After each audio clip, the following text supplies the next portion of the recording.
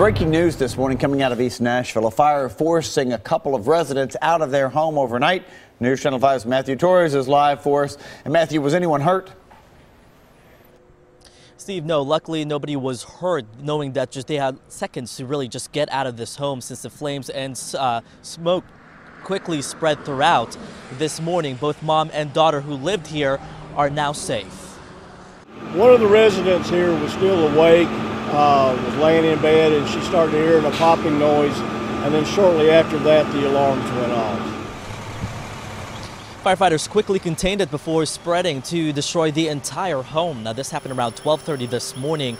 The district fire chief tells me the fire started in one of the bedrooms and damaged about 50% of the home. We caught up with one neighbor who says it could have been a lot worse. I just thank God that she's out safe. She's a beautiful lady, a good neighbor. I wouldn't take nothing for her.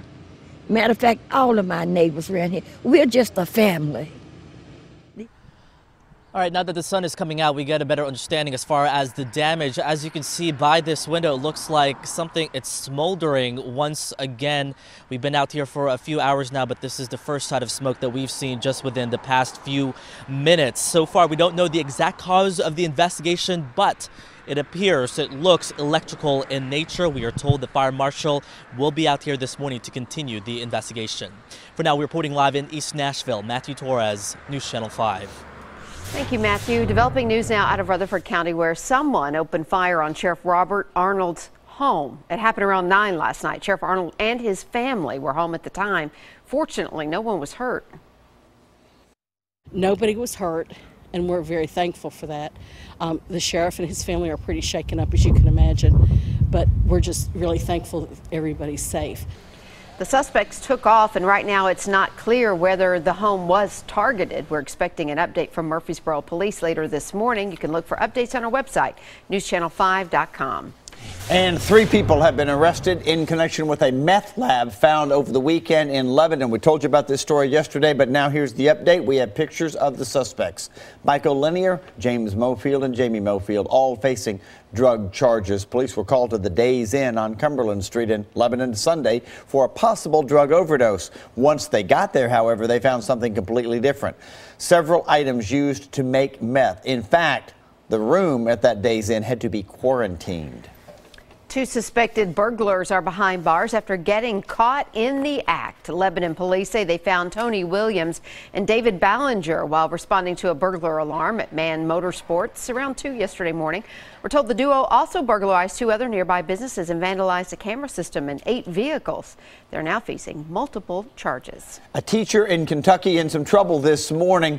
According to the Kentucky New Era, Richard Weaver, pictured here, was arrested for a DUI Friday after crashing his car in Christian County. The 69-year-old's blood alcohol content, we're told, was twice the legal limit. Weaver is a teacher at University Heights Academy.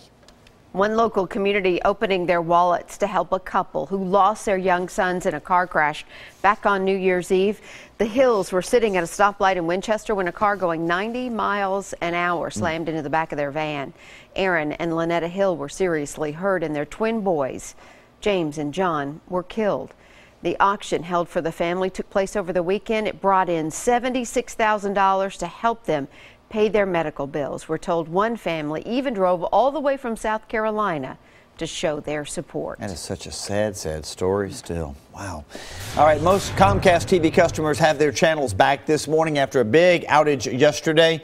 The company's cable services went down for several hours in several cities across the U.S., including Nashville. Comcast says it has fixed the problem in most places. The cause of that interruption and how many people were affected, still not known this morning, but it went really from Denver, Colorado, all the way to New York. Everyone is talking this morning about last night's big Grammy Awards. They still are. Taylor Swift making history as the first woman to take home a second Best Album honor. The pop star's 1989 album also won Best Pop Vocal Album. But it was rapper Kendrick Lamar that ended up stealing the show, winning 5 awards, of course, the most of the night.